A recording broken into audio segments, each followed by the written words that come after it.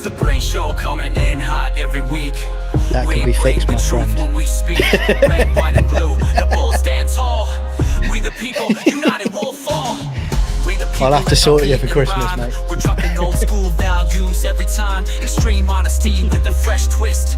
Breaking it down, you don't want to miss. It's freedom talk, loud and proud. Voice of the people, can't be cowed. Every week, we speak our mind. For love of country, it's one of a kind. So grab a seat, let the Brain Show roll. We're serving up truth, heart and soul. Brian and Shane with that patriot steel. For the people, by the people, of the people, let's go. It's the Brain Show coming in hot every week. We bring the truth when we speak. Red, white, and blue, the bulls stand tall. We the people, united won't fall. It's the Brain Show coming in hot every week. We bring the truth when we speak. Red, white, and blue, the bulls stand tall. We the people, united won't fall. It's the Brain Show coming in hot every week. We bring the truth when we speak. Red, white, and blue, the bulls stand tall. We the people, united won't fall. It's the Brain Show coming in hot every week. We bring the truth when we speak. Red, white, and blue, the bulls stand tall. We the people, united won't fall. It's the Brain Show coming in hot every week. We bring the truth when we speak. Red, white, and blue, the bulls stand tall. We the people, united won't fall. It's the Brain Show coming in hot every week. We bring the truth when we speak. Red, white, and blue, the bulls stand tall. We the people, united won't fall. This is for America!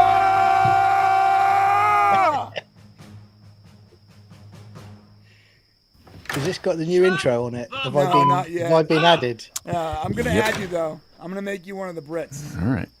Yeah, is it me running away with loads of arrows in my back? You know the problem with Hollywood is they make unbelievable, unremarkable shit. To those who can hear me, I Bleeding say, out by the water. do not despair. Will you fight? No! We will run! And we will live! Shame on you. This could be the greatest night of our lives. But you're gonna let it be the worst. And I guarantee a week won't go by in your life. That'd You be won't great. regret walking out, letting them get the best It's stuff. mad this week. I've Well, gone from 400 I'm not going home. The day may come when the courage of men fails, but it is not this day. The line must be drawn here. This far, no farther. Yeah. I'm not saying it's gonna be easy. You're gonna work harder than you ever worked before. I really do believe that together we can accomplish anything. Because we'll never stop learning and we'll never stop growing. Failure is not an option. That's how winning is done. Believe me when I say we can break this army here. It has made us brothers. I say to you, what every warrior has known since the beginning of time. You've got to get mad. I mean, plumb mad dog me. If you would be free men, then you must Fight to fulfill that promise. Let us cut out their living guts. 1 inch at a time. And they will know what we can do! Let no man forget how menacing we are. We are lions. This is your time. Seize the day. Never surrender. Victory or death. Downloaded come today, on, Agent Disclosure. Take it. This is where we hold them. Got that This one. is Yeah. where we fight. Had that a All while. right, let's fly. My name is the Lord. The last one. was good. our enemies that they may take our lives, Much. but they'll never take Our Independence Day. You, the people, have the power. The power to create machines. The power to create happiness. You, the people, have the power to make this life free and beautiful. To make this life a wonderful adventure. Then in the name of democracy, let us use that power. Let us all unite. Let us fight for a new world. We don't sleep to dream, we sleep to build stamina. Energy to do our thing, get your camera up. This show is about to begin, so sit down and buckle it in. Let's go! Hey! John, and you're watching and Shane, and you're watching The Brain Show. Welcome, my friends, to the greatest YouTube live stream on the internet that deals with both politics, entertainment, and is called The Brain Show, spelled incorrectly. Welcome. That's right. Jack of all trades, master of none. That is us. We're the definition of AGI. Legends. That's what we are. Legends. And all of you in the chat. Well, my friends, welcome so much. Like I said, we got Shane here. Shane, how you doing today, brother? I'm doing very good. I feel like I got this like extra energy because we haven't done a show in 3 weeks. Like this is the week. Yeah. And I was like, last week I felt sad and depressed. I'm like, why do I feel so sad? And I'm like, oh, we don't have a show. We're not doing a show. So now I'm happy and we got great Stargate news and get to the top high. And John, how you doing, bro? My friend from Dorset who lives in a ditch. Yeah, lives in a ditch, eats out of a bin. I'm doing very well, thank you, my friend. I'm doing great. I am very happy this week with the Stargate announcement. As I've said, it is like Christmas come early for me. So I saw the announcement the other day, and I actually just went to town on my Atlantis box set for the last few days. You had sex. I'm in the zone. You had sex with your Atlantis box set? Yeah, it can no longer be played, unfortunately.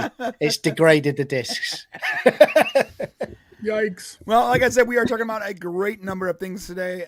Chief among them is Stargate. Yes, I know some of you guys just came from Salty Nerd where they were talking about Stargate. Guess what? We're also talking about Stargate. We're talking about Stargate. We're talking about some politics. We got some movie news. We got a lot of stuff sort of playing it off the cuff today. We really want to make this sort of free. Speaking of, we are going to be testing a new feature for members only, which means at the end of this show, it's going to automatically make this stream a member stream. So what we do is we do a couple hours regular show. Then we do an extra hour for members only where we really get weird. Okay? Like we take our pants off, talk to the chat. It gets weird and conspiracy theorists. It's a crazy time. If you want to become a member, click on join. It's right there. When we get to that point, you will not be able to watch, assuming it works correctly, you will not be able to watch unless you're a member when we get to the end of the show. That said, if you want to support us but you don't want to become a member, it's real simple. You can just go to our website, mixtees.com. Let me see if I can pull it up here. Maybe I got the wrong thing. And there it is. And click on anything. But very specifically, you can click on our show, The BRANE Show, and buy something. Or click on the podcast and buy something. Woo. Speaking of, we got a whole Stargate collection, and it's freaking awesome. You can buy one of our shirts there. 100% of those proceeds go to us being able to do this show and make awesome videos for y'all. Now, before I go into more self-promotion, I do want to say... Wait, we're going to do more? Nice. We're going all in. I want to say thank you for coming back every week, even on the weeks we're not here. And thank you for commenting on our other videos. I have read some of you guys' comments on the main channel, and it warms my heart and Shane's heart to our read. Cockles too. It warms our cockles. Warms our cockles to read your amazing comments. Yes. Quite literally, like your affirmation is what we seek here. I think that's the right word, right?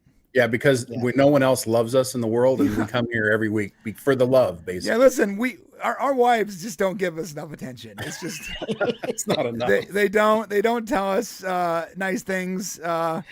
So we come here and we get it from you, and maybe it's emotionally cheating. I don't know, but it is what it is. Feels so. Good. We appreciate it. We appreciate you guys coming every week. We appreciate you guys watching the show, watching the other videos. Y'all are awesome. Now, let's get into a little bit more self-promotion, just a little bit more. If you like Stargate, tomorrow on John's channel, link is in the description, at 12:30 p.m. PST, we're doing a watch party. Basically, we watch 2 episodes of Stargate and we eat snacks. It's just that simple. Yep. We hope you can join us. We stream the episodes in 4K quality in Discord. We watch, we comment, and we just bro down. That's all we do. We hope you can join us in the bro down, in the Stargate nerd out, the get sweaty with us in that bro down. And I was there till you said get sweaty. I'm not. No, man, it's sweaty. I'm too poor to use air conditioning, so my office gets really hot. Got it. There's no excuse for me, though, is it? No. Yes, and thank you, Lord Toth. One of our wrenches here. He put the link in the description. That is John's channel. Go there. Give him a subscribe. Listen, John is very close to 500 subscribers. Let's get him over the edge, boys and girls. Let's go. Thank you, you brilliant people. Brilliant. It's just as Brian said, it's just fun talking about Stargate. And tonight, look at the hands are shaking because I just want to talk about Stargate tonight. I'm in the zone, everybody. Drug addicts. So so what you're saying is we can't get in the member part unless this drags us in if we're a member. Well, it's gonna drag you in, but if you're a member, basically what it does is it takes the stream and it makes it automatically members only. So whether you're a member, if you're a member, whether you're here or not, whether you got dragged in or not, it's gonna automatically just switch over. You don't gotta move. No more handshaking. It makes it easier for you guys, actually. Yes. So the whole Easier. point was, instead of having to go to another stream potentially, this one just turns into a member stream, and all of you guys who are members are rewarded by not having to like figure crap out. And to be fair, I have no idea if it's even going to work. So this is going to be the first day we do it. And if you don't want to be a member, then what's going to happen is if you don't want to be a member and you're like, I don't even remember, I'm not going to support these guys. You guys are racist, whatever. It'll handshake you to John's channel, so you don't have to look for that for tomorrow's stream. So either or, no matter how it works out, you'll be taken care of. Okay. Why do they want to hang out on John's stream if they think we're racist here? I don't understand. I don't know. Yeah. Well, Because I heal racism. Right. Oh, yeah. Maybe they think we're racist, but he's not. I'm a lower Fair level of racist. Yeah. Let's say that word a few more times and see if YouTube will block us. There used to be a thing where like YouTube, I remember YouTube would be able to like read the transcript for the first like 8 minutes of the show. So if you cursed or said like the bad guys from World War II or any of these like naughty words, you would just get delisted immediately. So you see a bunch of political streams would start the show and they'd be like bouncing around like, yeah, so that one thing that happened when people got a little bit sick over they had to like walk on eggshells for like 8 minutes. The moment the timer was up, they would go right into like crazy verbiage just to keep ahead of the algorithm. Forget YouTube. You know, I live in the UK. Starmer would drag me out of my room by my neck for that. Okay, guys, let's talk about. Oh, we got a super chat. Let's do that before we go to sleep. Oh, someone asked a question here. Don, Power Ranger guy. I've always wanted to buy some Terry Trek merch. Our good friend Robert Meyer Burnett bought a Terry Trek T-shirt. Did he? Awesome. Well, actually, I think we gave it to him. And we gave it to him. Yeah. If he said he bought it, don't believe that lion. Son of a gun. Lion. We gave that check bounced. However, yeah. If anybody's gonna get a freebie though, Robert would be the one. So. Yeah, if you do want to buy Terry Trek, it's pretty simple. I'll show you. Hold on. You go, so you have to say if you're on the main channel on mxtz.co, click on apparel, click on Star Trek, and there's all the Terry Trek quality stuff. Okay. Yeah. All right. Enough Here's promotion. what's cool. Like literally nobody else ever thought about doing Terry Trek anything because it failed, obviously. Right. So you got to come to us to get it. Right. We're the only The people. hope is with the success of Stargate, Terry will finally get his shots. Yes. Yeah. I was just going to say that as well. We've got one. Now we just got to get the second. So before we go into Stargate, let's talk about, let's do a super chat. Matthew McGee for $10 said, unauthorized off-world activation. Open the iris. Incoming wormhole. Do you think he yelled it? I think when so. he typed it? I mean, I assume that he was yelling it like Walter. Thank you, Matthew. And I think it's unscheduled off-world activation. I'm not trying to get like super sweaty but I'm pretty sure it's unscheduled off-world activation, but very good either way. Go ahead, harass the super chat. Harass the guy who gave us $10. Sorry, Matt, you're right, bro. Matt's now asking for the money back. Yeah, the guy who gave us $10 and actively buys from our merch store. Yeah, you're right. My bad, Matt. Yeah, sorry, YouTube just took $5 of that, so I just wanted can't give it back. Okay, guys, let's talk about Stargate. So we did get a Stargate announcement. Shane, we made a video. That video has almost 100,000 views in a day and a half. You think Stargate's popular? Yeah. Yeah, it's funny because on the last show John and I were on, I think it was Tom was like, well, Stargate's not very popular. It's like a niche thing or whatever. I'm like, yeah. We put out a video that has 100,000 views in like a day.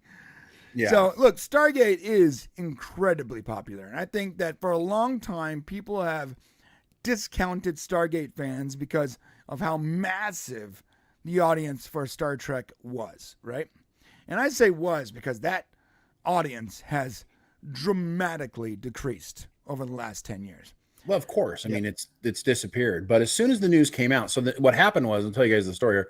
The news came out, and this was Thursday morning, right? No, it was Thursday morning? Yeah. Thursday morning.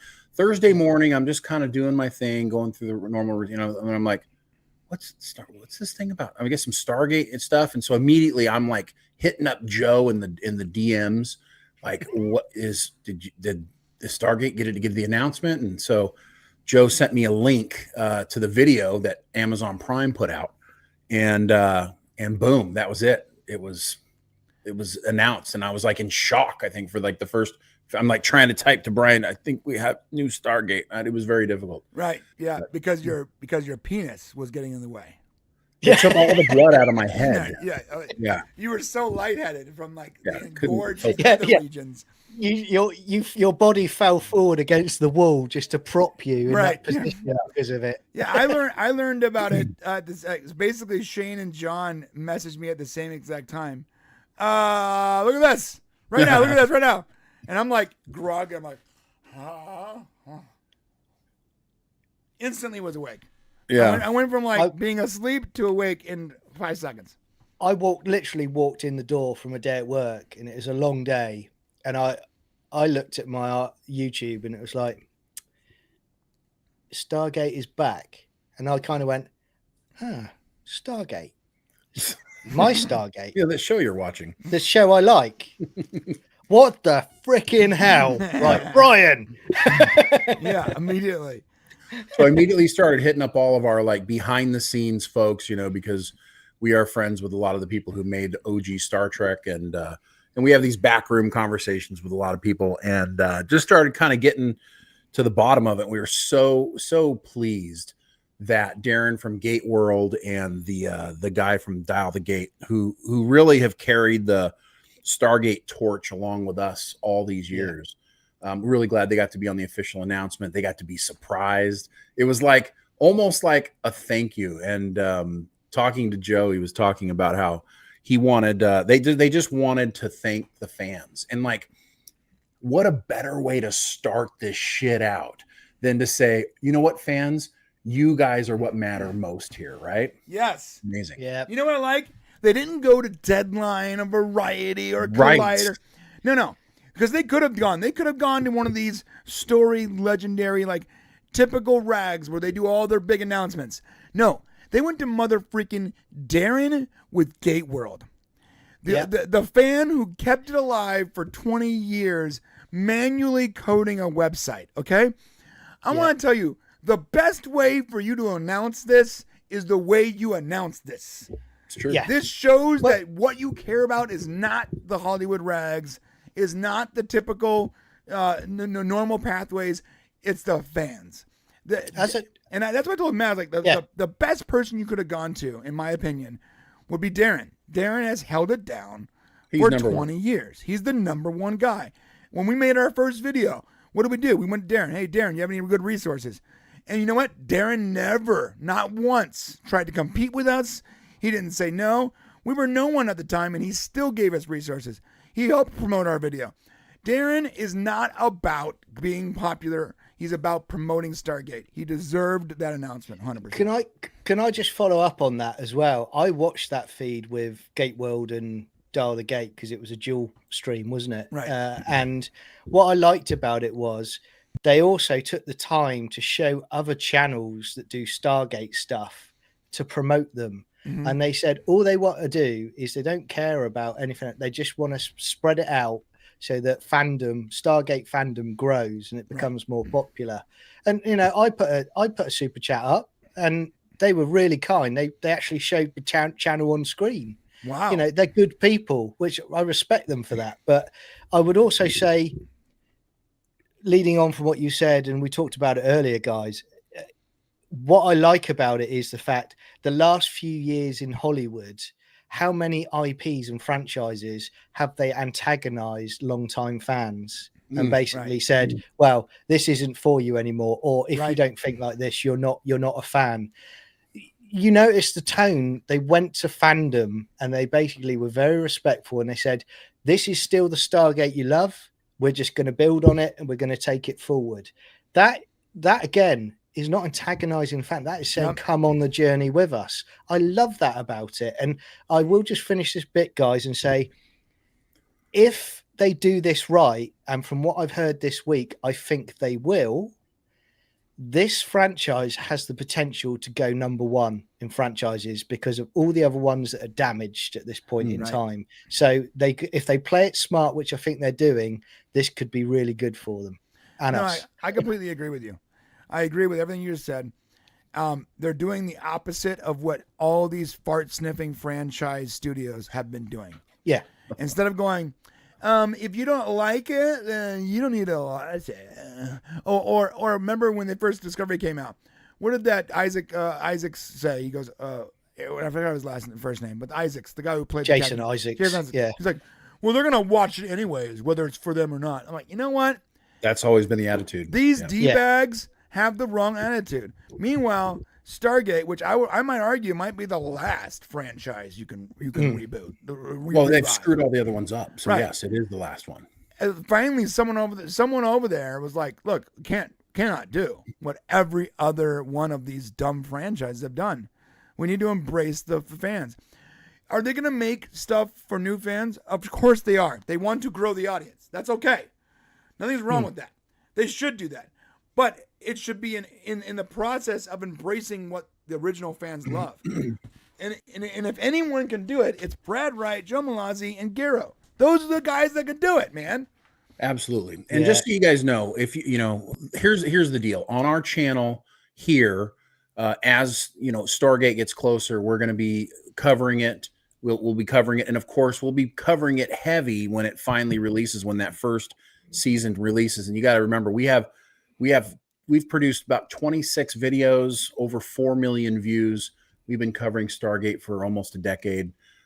So we have a lot of experience with it. So if you guys make sure you stay connected with us here. More like 5 million views. We have one video that has 3 million plus views on its own.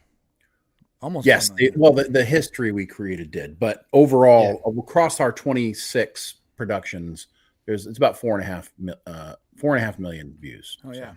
And they're good, everyone, so go and check them out. Yeah, that documentary. One thing I noticed too is when this news popped up, first off, we've seen a lot of news over the last 8 years. We've covered it. When they've announced a new Stargate movie, a new Stargate series, we're looking at the Expanse people. Amazon bought MGM. They're looking at Stargate. We've talked about every one of those instances, every one of those press releases, every one of those. Let's, see how warm the water is for this franchise announcements. We've talked about every one of those. This is the first time where the actual announcement came from the official channels with the official creators, and then the rags picked it up. And this is the most important thing for me. Why? It's a guarantee this is happening. But more importantly, now we see the rags with this kind of verbiage. Prime Video is rebooting one of the greatest science fiction franchises ever. Well, I don't remember Collider, Deadline, Variety ever talking about Stargate as if it's one of the greatest science fiction franchises ever. You know why they're saying that now? Because I think it's the last. Yep. There's no others. This is the last one of the weekends you can revive. Wasn't it one of them? It was only a few months ago where they did an article basically saying about how Stargate SG-1 is dated now. Right. It was one of those trades that did it, and it's like, you've clearly not watched Stargate.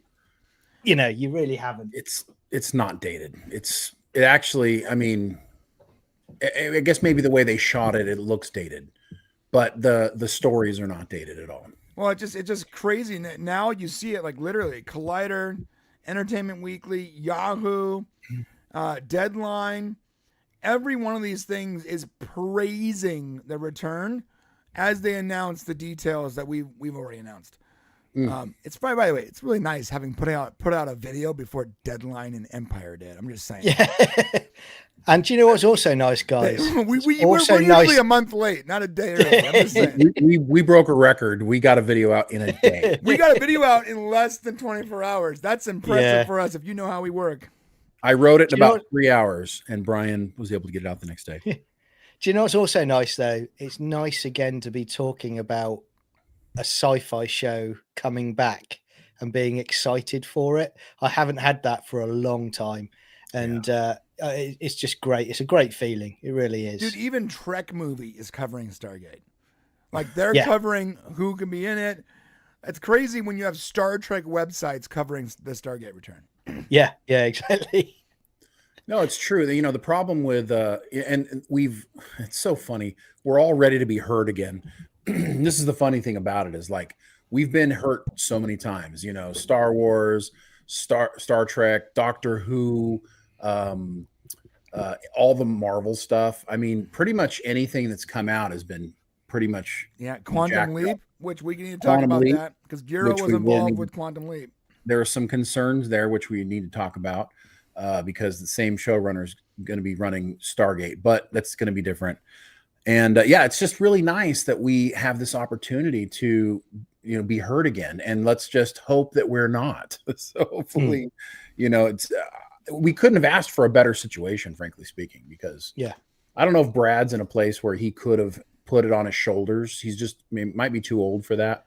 And so this probably is the best solution. I think Giro's the guy. I don't think Malazzi wants to have to spend a bunch of time in the United States. I don't. I think he's like, I think the best case scenario for them is they get to consult, they get to weigh in and help write this thing and help guide it without having to be the on the ground directors, producers, showrunners. It's a lot of work, and I'm not sure that they're at that point. And they're look, Giro is the right guy. Garo, his name's Garo. Garo, whatever his name is. I know it looks like Giro, but. Let's talk about Quantum Leap real quick. Real quick. So Joe did say, he was very clear that they are, because I asked him, you know, like what's kind of the plan going forward? And he says, look, we don't want to get ahead of our skis. We really want Martin to take the lead on this. And it's going to take a little bit, you know, Martin is used to following, you know, Brad and Joe. So it's going to be a little bit of a different dynamic. And so I think Brad and Joe are really trying to let him take the reins, and they're there to just kind of fill in the gaps around him, according to Joe Malazzi. So, right.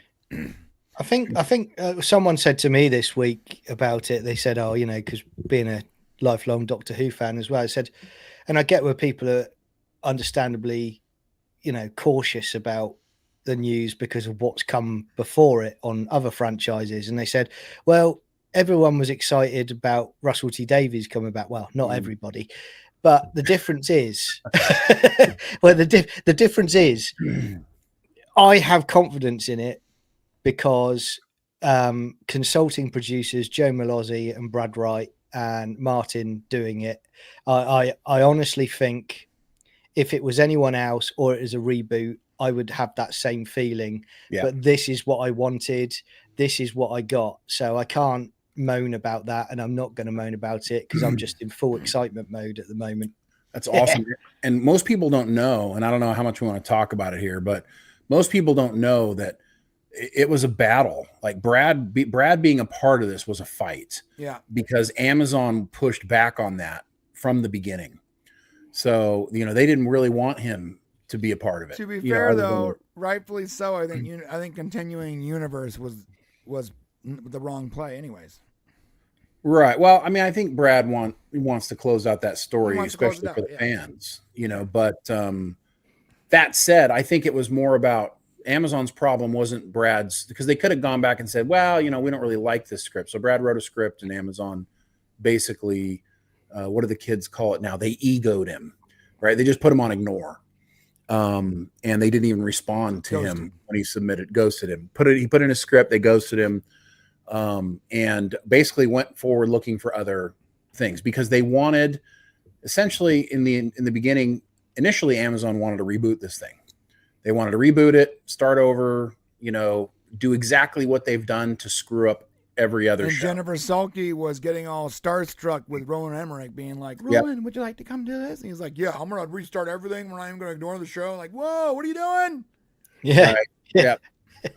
And then you had the I'm going to make it a trilogy. guy. We're all going to go back to Abydos. Like, why? No. And what's going to happen is the moon's going to fall out of the sky and hit the earth. Yeah. After he did that movie, I think everybody was like, oh, maybe we don't want Roland. So speaking of quantum, go ahead. I'm sorry, Shane. Go ahead and finish. No, so I was just saying that the fact that we had to get back to this point, and we played a nice little small role, because we know Brad, we know Joe. Once we found out, so we had a little bit of thing going with some insiders at Amazon, some folks who are fans of the show, and we knew at MGM and Amazon, and they were like, hey, just heads up, Brad submitted this script, but they're not even like considering it. And I'm like, what? And they won't tell Brad they're not considering it. So we were like, right, okay, well, we'll tell him. Yeah, we'll tell him. So we told him, and the response was kind of like, what?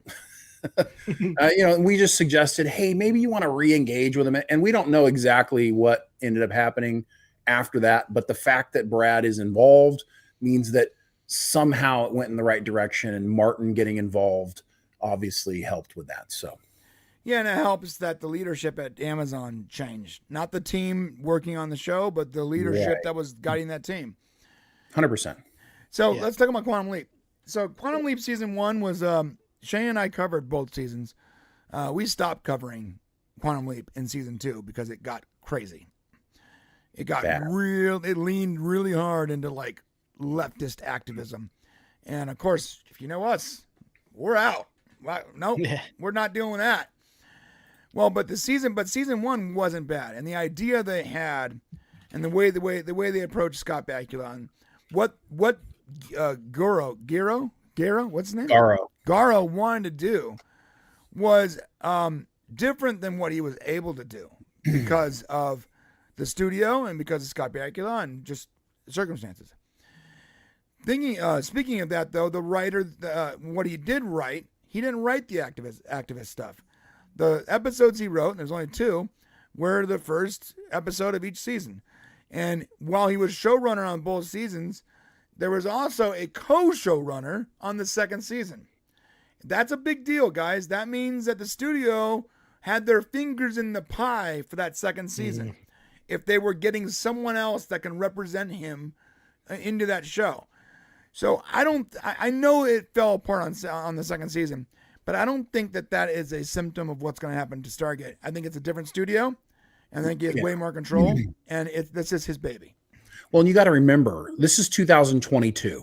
Okay, we're in the heart of hell, the heart of the devil. Leftist hell. 2022 was the year of the Twitter files. It was the year that we realized the government was trying to take everything over. It was when we were fighting for people to go back to work. COVID had essentially destroyed our country, and the woke epidemic was at its height. It's at its peak, right? And as our friends in Hollywood have told us, shut up or you're not going to work. And so I'm sure that we were told that. We were told that by people. Yeah, no, I know that there's people that we know who do not feel the way that Hollywood feels, but they want to work. And it's either they're paying their bills or they're not. Those are the options they have.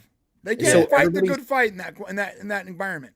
You're right. So everybody started adopting this philosophy, and so as we've talked to you guys a million times before, the people who were basically managing productions were really LGBTQ bent and pushing that into everything. So I think Martin, because he didn't have a ton of experience yet as a showrunner, I think he got and more powerful showrunners than he have had their arms twisted into putting a lot of woke ideology stuff in. I think he was powerless. But check this out.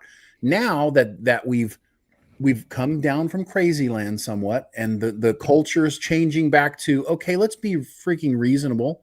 Okay. And he's surrounded by his OG friends. Yep. who are going to help him build this, and they've committed to it. And most importantly, Amazon has committed to it. I think we're going to end up with a much better situation. And it hasn't ended in the UK. I'm sorry, buddy. But you know what? You should be optimistic, because usually culture stems from the West over here. So maybe it'll make its way over there. Real quick though. So he did do the TV show Blind Spot, which was very well written. It was. He managed to make 100 episodes out of a premise that deserved 2 somehow. So I'll give him credit for that. And he also wrote episodes of Dark Matter, and some of those episodes were great. He's very good at ensemble cast. And he was working with Joe Malazzi on that, right? Which just they're I tell you, Martin said it all. He's in his home. He's at home working with these guys. He's in the zone. This is where his DNA is, right? Right. I think, like Terry Matalas. I'm sorry. One second, John. Yeah, it's fine, mate. Terry Matalas cut his teeth on Star Trek. So when he got to come back to Star Trek to do Picard, he did it the best he could. That was his DNA. Yep. You're Same. right. Garo. Yeah. Garo cut his teeth on Stargate. That's where he learned to make TV. Yep. And just like Terry, he's coming back to Stargate. That's a huge deal. Like, we're seeing all the pieces are in place for us to actually see good Stargate. Yeah. Man. You've just kind of gone where I was going to go, because when people are saying about, quantum leap this and quantum leap that, I'm looking at it and going, right, okay, what IP is he in charge of? Stargate. What episodes did I like in Stargate? The bulk of them, but a lot of them, Garo's ones, I really enjoyed. I mean, I said earlier, I adore Stargate Atlantis, The Storm in the Eye. Fantastic episodes of Stargate Atlantis. And that's him. And like you say about the DNA, he knows Stargate. He wrote the script, the teleplay. That's his story, start to finish. Yeah, a duet as well, and there's so many good episodes, I think, that are going to come from this team. I really do, and I'm excited to see. Shane, I was saying to Brian earlier, Joe Malossi, he's a devil, because he says it is weblog. He says at the bottom of it, he says Chevron 8 locked. And I was like, is he playing with people, or is he just doing a wink and going, where are we going now in the Stargate universe? Yeah. Where are we locked to? No, has universe got... He's too smart to have mistaken Chevron. Well, and let me tell you why that's so important. And because Joe used to say, when people would ask him, how close are we to getting new Stargate? He would say, Chevron 7 locked. Right. So when he said Chevron 8 locked, those who knew what he was talking about. Right. Because he's been saying this he's been using that analogy for a long time. Right. Yeah. So yeah, it's big deal, man. It's a big deal. Yeah. Yeah.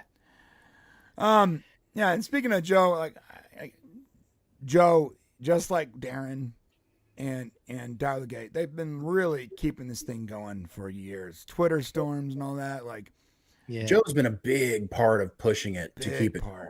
Yeah, he really has. The guy was doing Twitter storms while directing episodes of Dark Matter. It's his first love, man. Right. I've reached out to him a few times. He's always been friendly and respectful to me, and again, he's a bit, when these people are busy, you always appreciate the fact that they give you the time to respond. So I appreciate it. But can I ask as well, guys, when I'm talking about my excitement overload with Stargate, we're going to see in real time just what the galaxy is looking like now, years later. Because yes, we had the Gould were defeated, Jafar were free, but how is it looking now? What's going on with the Lucian Alliance and all of that? And that's what I love about it. I know they're going to focus on this new series, and they're going to push that push that. But if that's successful, you know that they're going to just drip feed in little bits and tidbits and legacy characters at some point. I'll be honest, though, I hope the Ori are completely gone and not a part of the story. I like the Ori. I did like the Ori. I know. I'm just not a huge fan of the Ori. Well, you can make some assumptions about what's going to happen. All right. So based on what they said, here's some assumptions you can make. So canon is there, the canon is the canon.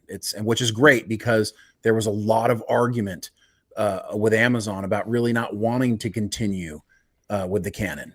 So that's a big deal that we got that. And what that means is we are going to be starting, because we're going to have a younger cast. I can promise you that was one of Amazon's requirements. You're going to have a young cast that people can attach to. Okay. So that means we are much further in the future in the Stargate universe, which means we can get cameos from older characters, because imagine if you started with a prequel or you started in a weird place, you couldn't have, Jack and Sam and everybody coming out. Right. So now you can, right? So I have a feeling we're going to start at some point, present day in the future. We're going to have hopefully a really good, strong cast, and we'll update you guys as we get more information on that. And then bring in our old characters. I'm sure they'll all come back. Yeah, Shane's 100% right. Had we done this stupid thing that other franchises have been doing for years now, by going backwards in time, we're going to explore the moment they stop it. We're going to do that. No, stop it. We're going to go over here. No, stop it. We're going to see what it's like to be a trans person on Chulok. Stop it. Stop it. Stop it. Stop it. Stop it. Yeah. We're going to do SG-37, the catering team. Yeah, we're going to focus on them. And 4 of them are super flaming homosexuals. No, I'm glad that we're not doing that thing where we're moving to different parts of the timeline, because Shane's 100% right. We can't get a Joe Flanagan role. We couldn't have gotten an Amanda Tupper. These people have aged out a little bit. Yeah. They can't, outside of time travel, if you go backwards to Stargate Origins, we're not going to see Dr. Rodney McKay show up at any moment. It's not going to happen. And you guys want to know what the best news is of all? Best news of all. Okay. So when Star Trek came along, right, you've got new showrunners, right, that essentially want to do their own thing, right? They don't want to do what the last guys did. They want to do their own thing. They want to make it their own. Well, guess what? Martin has already done Stargate. He doesn't need to make it his own. Yeah. He's going to make it what it's supposed to be, which means it's going to be the same thing it was. Yeah. His own is what we already like. Yeah, that's what I'm saying. He's not going to feel the need to make it his own, to do it differently. So we are going to get, let me give the Star Trek analogy. We're going to get TNG Voyager, DS9. Yeah. But in the Stargate universe. Rec Thoughts has a point here. It's like the franchise wasn't canceled. It was just on hiatus for 15 years.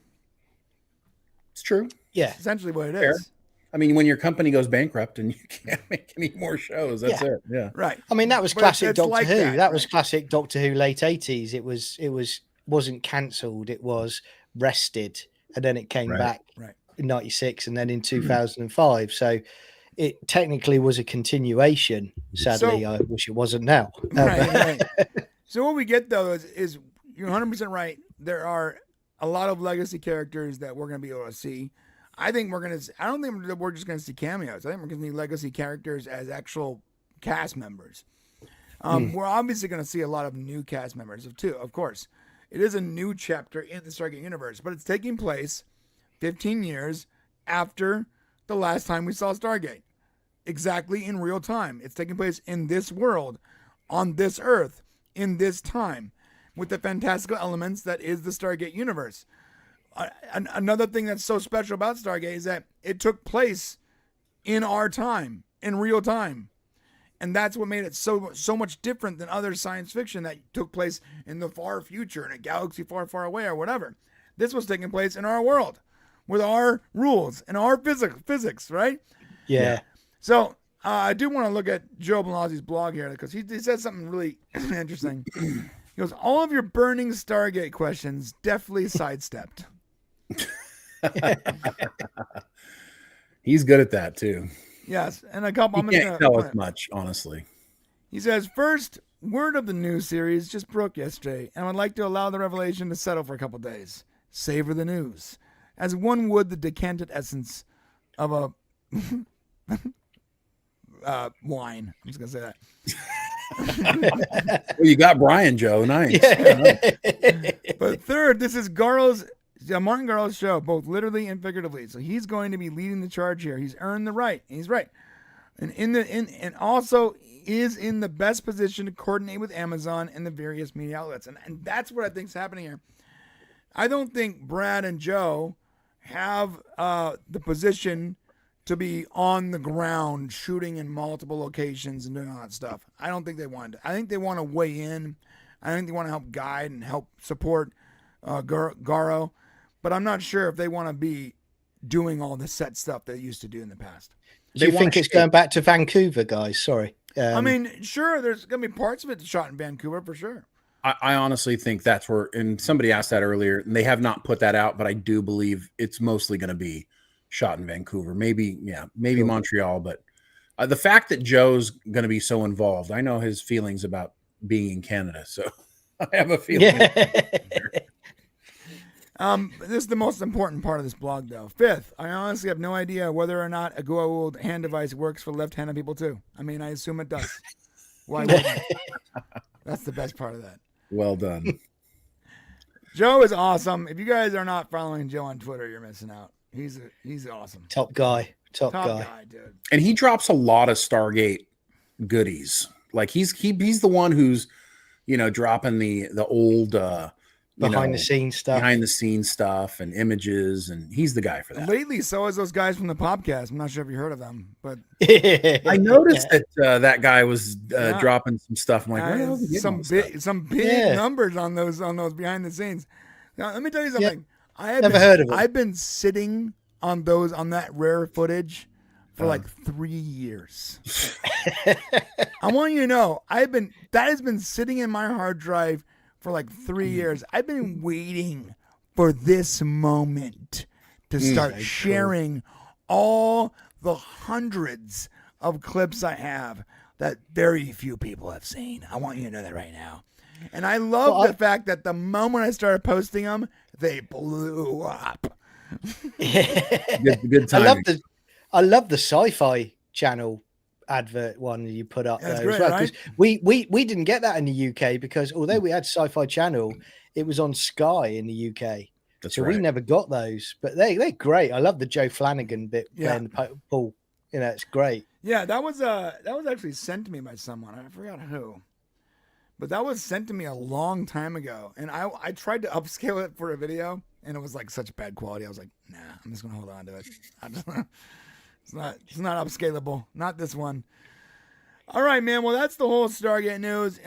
Like Shane said, we're going to be covering it as it is unveiled, as new news comes out. We're going to be look. We all love Stargate. Yeah. So when anything comes out, as per usual, you can just say like, we're back with Stargate. And they've promised. Martin has promised to dole out info as we go. He says they're not going to be quiet.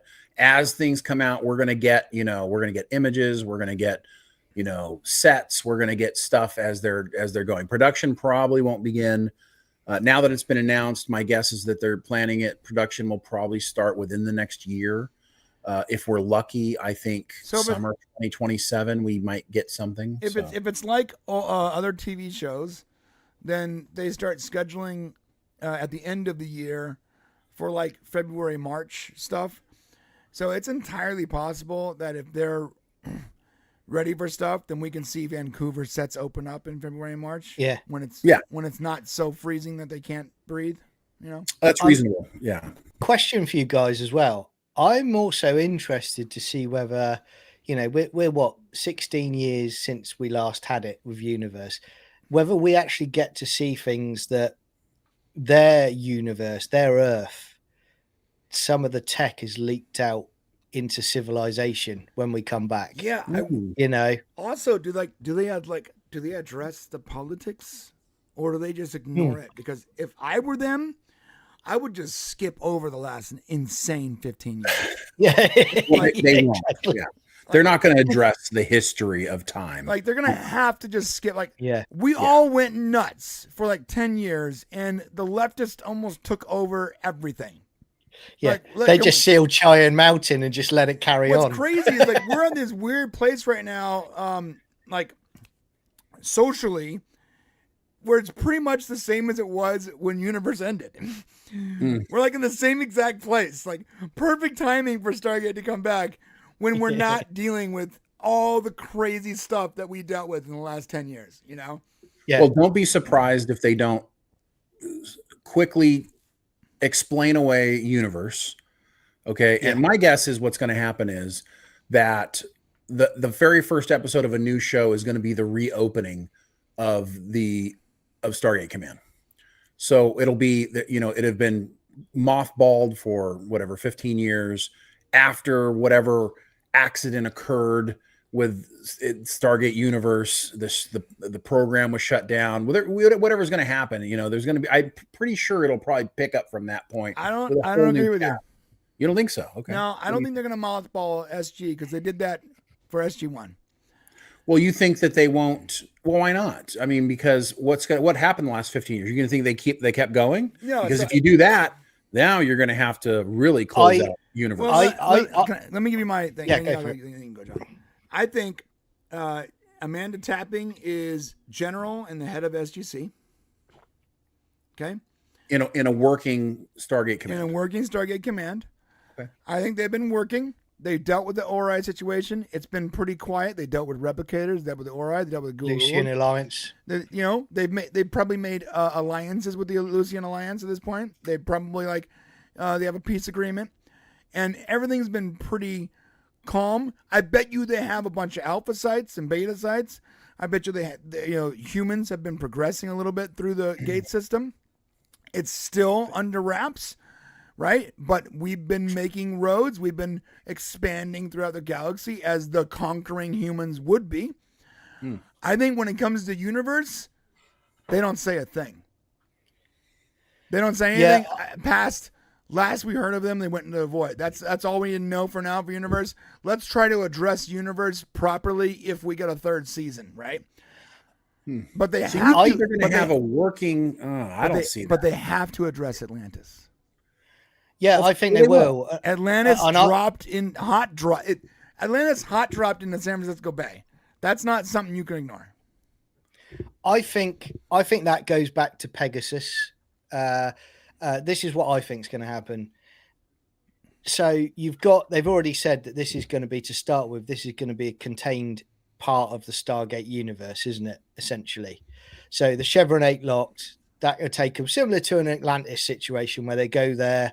Maybe they're sealed off at this point. They can't power back. It's so far away. I wouldn't be surprised if they tried something like that. But then when that's been made a success, they then open it up. So there is regular contact. You then start hearing things about, legacy characters popping up. You then hear about, Atlantis is in Pegasus. They haven't even got to worry about a power source to Pegasus anymore because it's 16 years later. That's not an issue. You've then got Carter, who is, I agree, is a general. She already headed up the Atlantis expedition at one point. She's now back running the SGC. That's kind of where I think it's going. And I think they will just do a nod to universe. I don't think they'll go deep into universe. What if Atlantis was sent to Mars? You think they have the power to make it back to Pegasus? I think that we're going to. How many they're going to establish. Does it take to get to Earth? I think they will establish when it comes back that the CPMs, they can either make CPMs now. No, it's too OP. It's too OP. They can't. Or they've got tech now that can get them back to Pegasus, so that there is that link in the chain, so they can do it. I feel like it's way too overpowered if we can make ZPMs. Here's the thing: you got to remember, Atlantis can't really exist in the start of this new show. We have to be. They're going to be very careful not to make the universe too big right away, because you're introducing a lot of new people. You're introducing a lot of new fans to the show who need a smaller universe to begin with. Shane, you're totally right. Yeah. I love your brain because, okay, guys, you guys don't know this. Shane's, maybe you do. He's a devil, Shane's a writer. Shane knows how to tell a story. Dude, this is going to be an alpha site. Ooh, I can see that. I can see that. What did Voyager accomplish so well? That's how I would write it. It brought new fans into Star Trek. The biggest influx of Star Trek fans happened when Voyager happened because you were able to make a contained story that slowly introduced people into that vast universe. Into the bigger universe. And then when you get to the end of the first season or the second season, that's when you open up and you get the big reveal with the SGC. Right, bro. What, dude, this is going to be an alpha site, bro. That'd be great. And that way they can even bring old characters in without the baggage that new viewers would have to deal with. They can be great reveals when Tilk shows up at the alpha site for a project or whatever. Bro, just like with Midway. Remember they even teased a Midway series. They were considering a Midway series before Universe. Dude, it's the same concept. Midway station is a very similar situation. What if you just took that into an alpha site and now you have Laura Todd's right, an alpha site in another galaxy. Yeah, Martin, I'm available if you need help. Dude, you're totally Be happy right, to though. come and help. No, this is the way it has to be, because if you want to introduce this vast universe to a new audience, you have to start small. The world you're introducing has to feel smaller. Yes. Just shrink it and then slowly unveil it. You can't start at the SGC. Dude, that's too big. Well, it makes sense what Shane says 100%, because especially when you're trying to expand it and bring in classic legacy characters and creatures and villains from the previous series, you know, if you make a success of the first season, you can then seed that in the second season, because people are going, do you know what? I really love this Stargate series. I'm going to go back and watch the other stuff. Yes. So by the time you get to season 2, that's what Guro said. He was like, I want them to watch this and then go back and watch this stuff. That way he doesn't have to explain every single thing that happens. Can I just say my only one concern, and this isn't at the guys running the show. This is, we're in a different time now where you can be waiting 2 years, 3 years for a second season. Right. I want it to be like it used to be, where you get season 1, then they announce that season 2 is coming at X date, you know, because if anything, what turns an audience off is the fact they go, you know what, I really like that Stargate series, but I've got to wait 2 or 3 years before the next bout of it.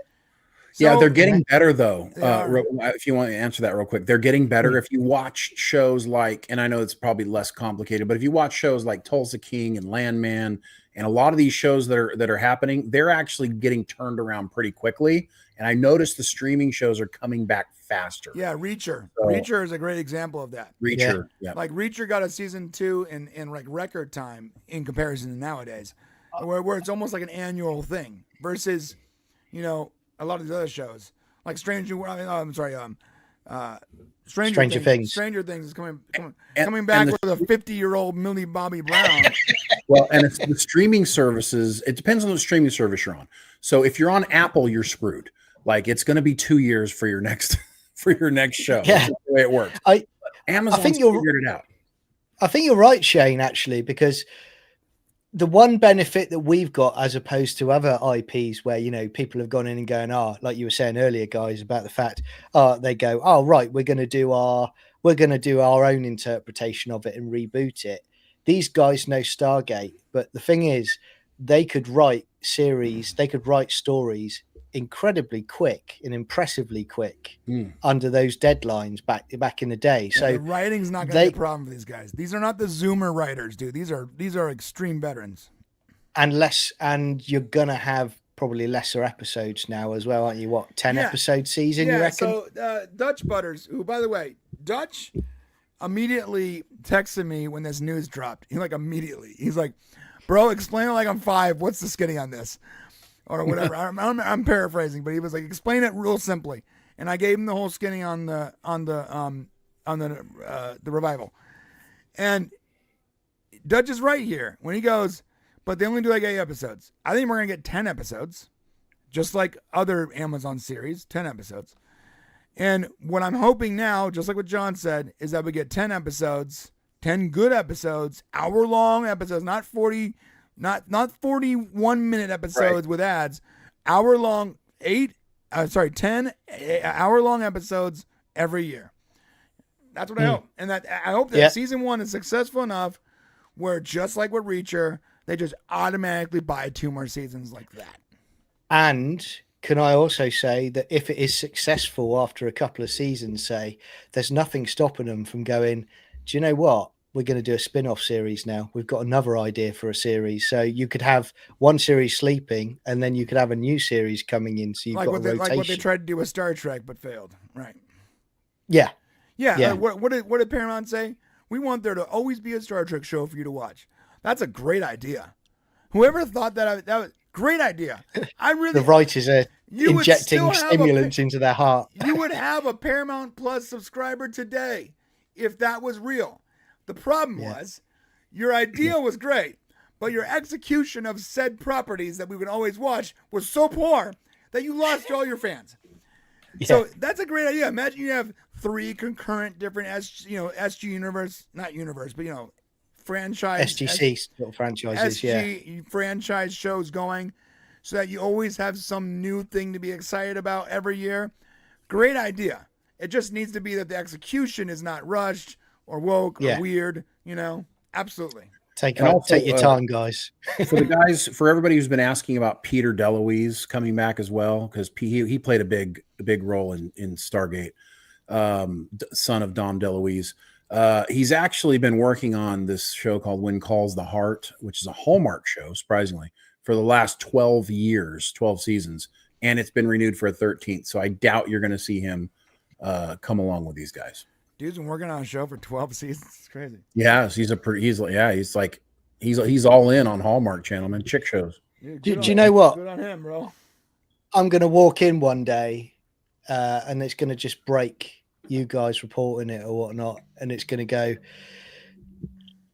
Jensen Ackles cast as the new leader of the new Stargate team. And I'm going to go, you flipping what? And that's it. All you'll see of me is just walking into the woods with an iPad.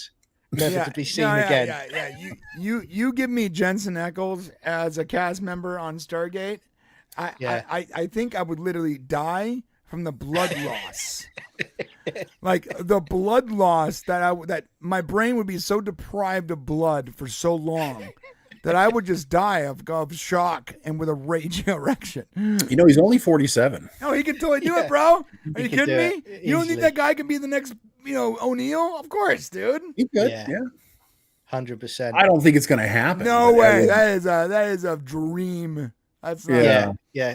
Well, although Joe Malossi and Co are watching right now going, Kripke is bringing back Jared and Jensen and Misha Collins for the last season of The Boys. So, it could happen, and to be fair, they all did shoot in the same general area, and a lot of Stargate alum. Wait! Hold up! Actually, John, you're onto something here. Can I just say? I'm sorry, I'm getting excited right now. Yeah. Listen, a lot of Star Trek writers, actors, and producers, Stargate actors and producers, went on to play, write, and act in Supernatural. Yep. That's true. You're it's 100% happening, right. everyone. I've gone insane. It was a community event. I mean, listen, if we're being fair, all the shows were like that at the time. If you were sci-fi, supernatural, if you were sci-fi, or whatever, or science fiction, you were in every show. So don't steal my dream, Shane. Don't steal my dreams. Especially they all shot in like the same general area. One of the funniest things I had ever seen on a TV show was I was watching Legends of Tomorrow, right? Oh yeah. And Constantine had recently crossed over as a character, the Constantine, like the Matt Ryan Constantine, crossed over to Legends of Tomorrow. And that same episode, they're in like a forest, and on the tree it says Supernatural series shooting, and they even bring it up that's one of their favorite TV shows. And they would like to meet Jensen Ackles. Nice. Right? Brilliant. The lesbian character is like, I'm into girls, but I'll do whatever that Jensen wants me to do. I'm laughing that you have this inception of TV shows because they're all shooting. I bet you $10 that sign that was on that TV, that on that tree, was just already there, and they wrote it into the scene. Okay, because you have Matt Ryan, who had recently gotten canceled on his Constantine, bring his character into the series, the same exact series, that episode where they introduced the Lucifer character, played by that same actor who was just canceled, and they're all in a supernatural forest. And they talk about supernatural, and there's a supernatural baby car in the background. I'm like, this is 4 different TV shows in one shot, and they're all on different networks. I'm dying here. This is ridiculous. So you're saying there's That's a the way chance. like to roll back So you're then. telling me there's a chance?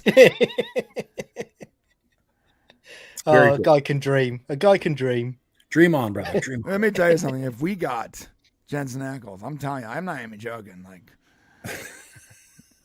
I gotta take a couple days off. Like, Whatever this guy is in next, Brian is going to cancel all. you guys don't get it. Like, you don't get it, and John gets it, but most people don't get it. Jensen Ackles is the guy. That's my guy. He's the goat. He's the goat. He's the GOAT. I can watch him in anything. I recently watched him in Smallville, that horrible character he played with his super high voice. This is before he learned how to lower his voice to like an actual manly octave, where he's like, but Kristen Krug, I love you. And I'm like, I hate everything about this, but damn it, it's Jensen Ackles' face, so I'm going to sit here and I'm going to watch. I'm going to watch and I'm going to enjoy this garbage. Because that character in that show was really bad. No matter how good the show was, that character was not great. It's funny how you learn how to drop his voice down like 3 octaves, and all of a sudden he's a badass. Yeah. I can already picture it though. You know, coming through the gate, and he's holding a P90. You know, Yeah. I'm just, you know, I'm If going you to need a moment, just let us know. He was I'm the gonna do a coach in block Smallville, later. and he was like, he had like a really high voice. Like, this is before he learned how to like drop his voice down an octave to sound more like a man. He had a really high voice in Smallville. It was weird. It was weird how high his voice was. Wentworth Miller was killed in Legends of Tomorrow, and then he was brought back like 2 seasons later. Yeah. I was going to say about Stargate guys. What I find as well is that these guys are such good writers. When I was watching Stargate for the first time, and every week it was on, you know, we had the Gould, then they defeat the Gould, and you think it's the end of that. Yeah, Gould. Yeah, well, I'm British. I'm British. And then you had after that you had the Ori that popped up, so they went with that. Yeah, to and be fair, again, someone said building earlier the law, and they could do it again. Someone said that Ori was great because of Monica, and I'm like, that's a reasonable argument. Like, she's a great actress. I loved her in Firefly, and she's beautiful. It kind of got wrapped up in Arc of Truth, though, didn't it? Really. Listen. You guys do this shit tomorrow, okay? Do this shit tomorrow on your rewatch. All I'm saying is that Ori felt like just like it, like, oh, we need to make a more gnarly version of the Goa'uld that is directly tied to the ancients. Of course they needed to do that because they needed to take it to the next level. You got to have the next big bad. It felt forced. And you know what's crazy is after that one episode, I think it was like the episode they spent like $100 million on. Remember the one with the Supergate? It was at that point, it was like the most expensive episode of TV ever made. Carter in space. Boy, guys, have we crossed the threshold? That used to be news. Look how much money we spent on this grand finale of Stargate. And then, like, fast forward 10 years, and they spent $1 billion on Rings of Power. And you're like, Rings of Power. Jeez, That show. Dude, all of a sudden, that $20 million price tag doesn't seem like very much money. But the Supergate, they introduced like how gnarly the Ori was in a way, sort of with like this big grand finale. And it felt like from there was only downhill to go because you already had this big grand finale where they effectively lost. Sorry, spoiler alert. I wonder now, though, you know, with all the UFO 3i Atlas stuff, you know, back then there's some guy in his trailer park with his telescope, and he's just seen the Supergate open. He's going, guys, you can't believe what I've just seen online, like posting it. And NASA going, there's nothing to see here. That's a question. Like they're going to have to address the Stargate. Now in this day, there's no way you can have like a space battle in Antarctic and someone not see it. No. All right. True. So let's get off Stargate. I can see Shane starting to. No matter I how love much it. he loves Once it, you he's like, start getting into specific episodes, we've gone too far. We've gone too far. I get it. I get it. I can read the room here. Yeah. Speaking of 3i Atlas, did you guys see the latest update on 3i Atlas? NASA actually, weighed in on this. Holy cow! It's about time. Yeah. How do you feel that went, Shane? Well, I mean, they had a lot of excuses. They've had imagery on this thing since before it went behind the sun, and they never released it. And now they've released it. And frankly speaking, there are people taking shots from the ground that have better images of this damn thing. So true. There's a guy with a YouTube channel. I wish I would have saved the link. I was like, he like had incredible images of it rotating. And I'm like, holy crap. So, I mean, I don't know. It's probably a comet, but or at least we can hope it is. Yeah, I would say it's a comet, guys. I'm just saying. Well, I'll credit Matt McGee on this, because when I woke up the other day, I woke up first thing and I had a quick look, and he goes, flipping hell, NASA cut the feed. And there was this video footage of NASA were doing, I think it was like the International Space Station, but then literally like almost like an orange-red triangle-ish thing appeared on the screen, and they then cut the feed after it. You know what it is, bro? You know why NASA does that? I think it's because they just don't want the hassle. They can't explain what it is. Our government doesn't know what the hell it is, probably. And frankly speaking, they're like, look, if people see this, they're going to start overloading us with questions of what it is, and then it's going to be it's going to waste our time. Ain't shit we can do about it. Dude, I believe that's probably what it is. I think you're totally right. They're like, damn it, this looks like a UFO. Cut it. I don't want to deal with this. It's going to be years of them saying that we're hiding something. I just stop it. Stop the feed. Now, that's probably what happened. I mean, it's obvious that some shit is going on, right? They cannot possibly, all of this media, all of these sightings, all of these things happening, UAP low quality images, a fucking thing, right? So like, I would just like the government to acknowledge, officially come out and say, look, there's some shit going on out there. We're trying to figure it out. News at 11 or something. Look, guys, normally we try to be like the people that you believe knows what's going on. I'm gonna be real with you. I don't know. We have no fucking clue what that is. We have no clue, but our real smart people are saying that maybe it's not good for us. We don't know. We're not trying to cause panic, but look, we're just too tired to keep trying to lie to you. It's just we don't know what's going on. I'm sorry. That'd be great. Wouldn't that be great? If I'm walking to work one day and suddenly I get ringed up to a mothership, then I know things have gone south very, very quickly for me. At least you'll know, John. Like, we'll know then, Yeah, exactly. And I don't have to work. If I see a giant like pyramid ship like just hovering over the White House, I'm gonna be like, "Fucking called it! I called it!" This wormhole just as you're stream thing, vaporized. it was a psyop the whole time. It was right in our faces.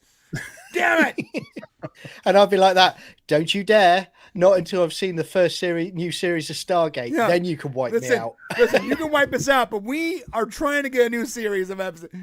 I just want to live for one more season of Stargate. Okay. I know a lot of people are like hoping like 3i Atlas is alien or something, and I'm like, dude, no, I'm praying it's a rock and just keep on going. You know what I'm saying? We don't need any actual aliens here. Yeah. People are weird about it. Like, yeah, it can be. Finally, we get to reveal what's really going on. I'm like, guys, why do you want it to be a hostile alien species? I don't understand. And look, anything that can travel that distance and find us is gonna be better than us. You understand that, right? Have you guys forgot that we've been at the top of the food chain for a couple million years? Are you inviting someone that's better than us in every way to be the next top of the food chain? You want to be second? At least, no. Yeah. Come on. Have you seen the new show Pluribus on Apple? Not yet. Oh God. Okay. I don't want to say too much, but you should watch that because it's the weirdest fucking thing I've ever seen on TV. Like it's weird, bro. Really? It's like, is it really? The concept of this show is so crazy. Isn't it made by the Better Call Saul guy? Yes. Yeah, it's made by Vince Gilligan. Wow. It's of course he did a crazy show again. Like if you told me, Shane, come up with like the craziest idea for a science fiction show you can come up with, I would have never thought of this one. I both love and dislike that actress. It's weird. She is very talented, but her face bothers me. She is not likable in the first 3 episodes of Pluribus. She's not likable in almost anything. I loved her in Better Call Saul. Dude, it took me a long time to like that character. I mean, if you don't like someone's face, it is hard, but her face doesn't bother me, so maybe that's it. Right. But her acting in this one, her character will grind on you, but I'm telling you, this is like a show we should. I mean, I got to see what's going to happen in episodes 4 and 5, which I haven't watched yet. But if it's going in the direction I think it's going, this show's going to be wacky. You guys got to watch it. Well, speaking of crazy, wacky, Pluribus was weird. Yes. Yeah. Speaking of crazy, wacky shows, let's talk about the amazing show and equally as weird and depressing, America, season 2025. Season 2025. So in America, season 2025, the latest episode has President Trump in the White House with Zoran. How do you say his name? So you say his name? Isn't it Zohan Mandani? Trust the Zohan? It reminds me of that Adam Sandler movie. That's it. Don't mess with the Zohan. Don't mess with the Zohan. Yeah. Zoran Mamdani. Mamdani. And just to give you guys some history before we watch the video, President Trump called Zoran Mamdani a Marxist terrorist at one point. A communist, yeah.